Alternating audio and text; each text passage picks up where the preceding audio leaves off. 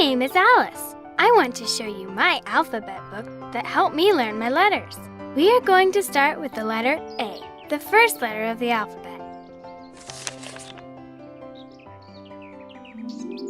Oh no! Something happened to all the letters. They are all gone. We need to find them. But how are we going to do that?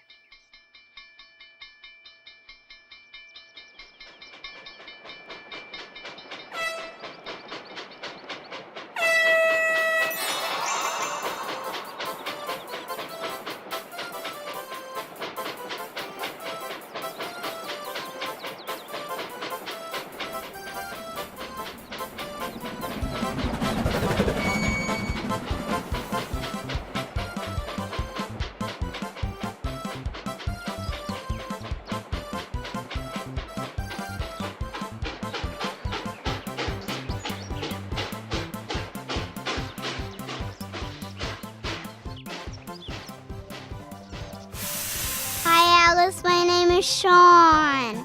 I can help you find the missing letters. That sounds fantastic, Shawn. But I don't know my ABCs. That's okay. I'll help you learn the letters. Thank you, Alice. All aboard.